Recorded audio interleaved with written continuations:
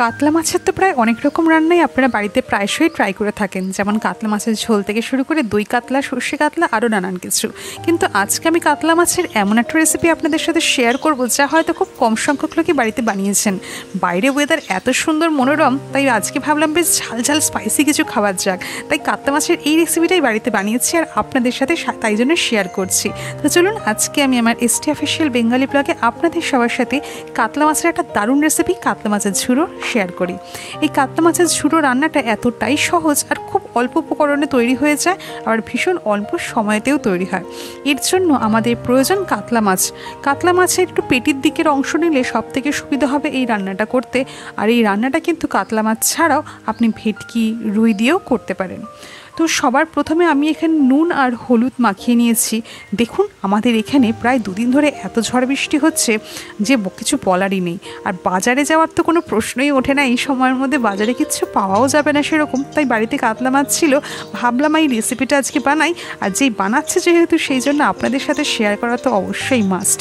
তো আজকে আমি সেই কাতলা মাছের ঝুড়োটাই আপনাদের জন্য শেয়ার করছি। প্রথমে কাতলা মাছটাকে এই যে নুনটা হলুদটা মাখিয়ে রেখে দেবো প্রায় 5 থেকে 10 মিনিট মতো। এরপরে কাতলা মাছটাকে আমরা খুব হালকা হাতে ভেজে নেব। এখানে আমাদের চেষ্টা করবেন যে কাতলা মাছের পেটের দিকটাই নিতে, না হলে গাদার পিস নিলে না আপনাদের পরবর্তী সময় যখন রান্নাটা করবেন তখন ভীষণ অসুবিধা হবে। তো আমি এখানে কড়াইতে প্রায় 4 থেকে 5 টেবিল চামচ মতো সর্ষের তেল নিয়ে নিয়েছি। রান্নাটা অতি অবশ্যই সর্ষের তেলেই করতে হবে, সাদা তেলে করলে কিন্তু রান্নাটাতে একেবারেই সেই স্বাদটা হবে না। তো এখানে তেলটা বেশ ভালো করে গরম করে নিয়েছি। তেল গরম করে নেওয়ার পর আমি একে একে মাছগুলোকে এখানে ভেজে নিয়েছি। মাছ ভাজার কিন্তু এখানে একটা নিয়ম রয়েছে, মাছ কিন্তু খুব বেশি এখানে ভাজলে চলবে না। তো আমি এখানে আঁচটাকে একদম কমিয়ে দিয়ে ঢাকনা দিয়ে রেখে দিয়েছি যাতে মাছটা আস্তে আস্তে ভাজা হয়। তো আমি এখানে একটা মশলা তৈরি করে নিচ্ছি। মশলাটার জন্য বেশ খানিকটা কাঁচা লঙ্কা দিয়েছি, হাফ ইঞ্চি মতো আদা, আর দিয়েছি 8-10টা কোয়া মতো রসুন। রান্নাটা কিন্তু বেশ ঝাল ঝাল আর বেশ স্পাইসি হয় খেতে। একটু সামান্য জল দিয়ে একটা ভালো আড়া বাটার মতো করে নিয়েছি। খুব বেশি ফাইন পেস্ট কিন্তু এখানে হবে না, মুখে একটু রসুন একটু কাঁচা লঙ্কা পড়বে সেরকমভাবে যেন বাটাটা হয়। তো আমার ওখানে পেস্টটা তৈরি হয়ে গেছে, ততক্ষণে আমার মাছের একটা পিঠও ভাজা হয়ে গেছে।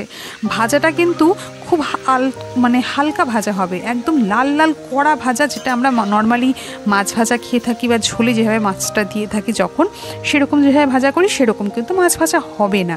তো দেখুন একদম হালকা রং এসছে আর সিদ্ধ হয়ে গেছে মাছটা, সেভাবেই করতে হবে।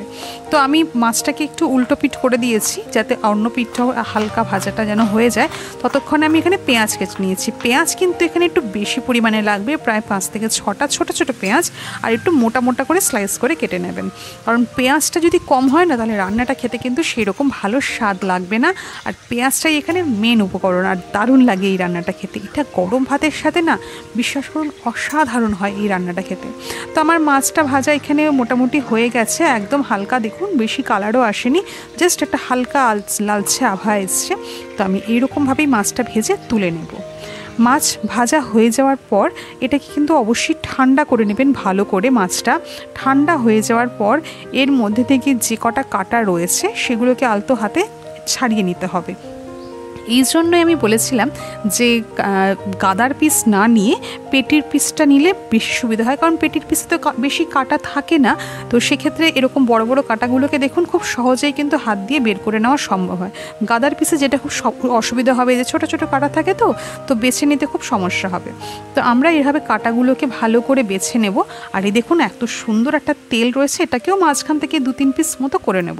তেলটা যখন মুখে পড়বে না মশলার সাথে, অপূর্ব লাগবে। তো এবার আমি মাছগুলোকে বেশ হাত দিয়ে সুন্দর করে ভেঙে নিয়েছি, বেশ ঝুড়ো ঝুড়ো মতো করে নিয়েছি। এখানে কিন্তু কাটা বাছা আমার মোটামুটি সমস্ত কমপ্লিট, এর মধ্যে একটুও কাটা নেই।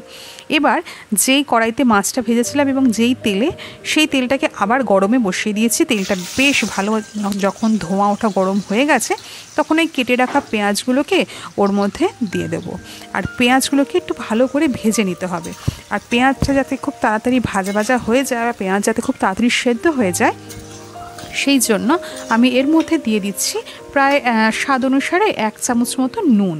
আপনি একেবারেই সম্পূর্ণ যে রান্নার যতটা নুন লাগবে ততটা নুন একেবারেই দিয়ে দিতে পারেন, কোনো অসুবিধা নেই। পেঁয়াজ ভাজার সময় নুনটা দিলে কি হয় বলুন তো, পেঁয়াজটা খুব তাড়াতাড়ি নরম হয়ে যায় আর তাড়াতাড়ি ভাজাও হয়ে যায়।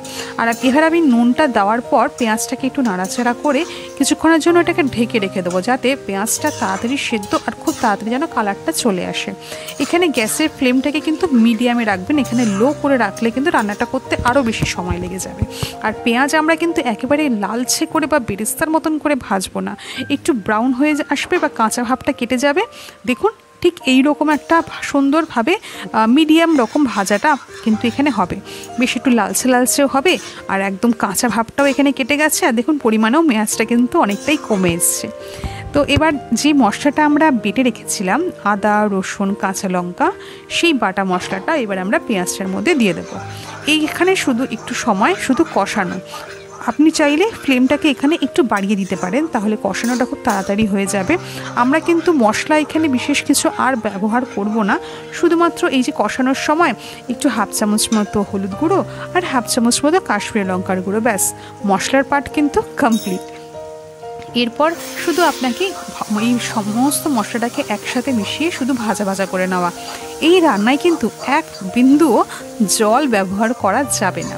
আর জল ছাড়া এই মশলাটা ভাজার পরে যখন রান্নাটা হবে না, অসাধারণ লাগে। আর এই মশলা ভাজার সময় দেখবেন রান্নাঘরে এত সুন্দর একটা গন্ধ ছাড়ে এই রান্নাটা থেকে যে কিছু বলার নয়। আর স্পেশালি আমার তো এই মশলা ভাজার গন্ধ দারুণ লাগে। আমি জানি না আর কার এরকম মানে মশলা ভাজার গন্ধ ভালো লাগে, কিন্তু আমি রান্না করার সময় মশলা ভাজার গন্ধ কিন্তু আমার ভীষণ ভালো লাগে। তো দেখুন এখানে মশলাটা মোটামুটি ভাজা হয়ে গেছে।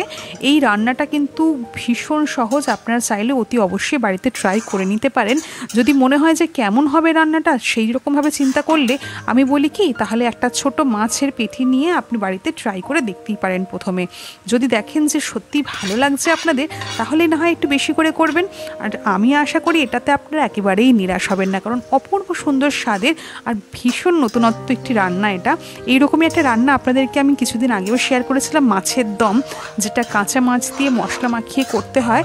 সেখানেও আমি ভীষণ ভালো রেসপন্স পেয়েছি, প্রচুর মানুষের বাড়িতে ট্রাই করেছেন আর আমাকে ফিডব্যাক কমেন্ট এসে লিখে গেছেন যে তারাও বাড়িতে ট্রাই করেছেন আর তারা ভীষণ ভালো খেয়েছেন সে রান্নাটা। তো সেরকমভাবে এই রান্নাটাও কাতলা মাছের ঝুড়োটা আপনারা অবশ্যই বাড়িতে ট্রাই করবেন। আশা করি আপনারা একেবারেই নিরাশ হবেন না। এইরকমই কিন্তু আরও নানান রকম রেসিপির লিঙ্ক আমার এই ভিডিওর ডেসক্রিপশন বক্সে আপনাদের জন্য কিন্তু শেয়ার করা রয়েছে, আপনারা চাইলে অতি অবশ্যই দেখে নিতে পারেন। দেখুন মশলাটার মধ্যে আমি এবার ভাজা ভাজা হয়ে যাওয়ার পর মাছগুলোকে আমি দিয়ে দিয়েছি। আর মাছটা দেওয়ার পরে বেশ খানিকক্ষণ একটু ভাজা ভাজা মতো করে নিতে হবে, যাতে মশলাটা একদম সুন্দর শুকিয়ে আসে আর মশলা যেন একটু কষা কষা হয়ে যায়।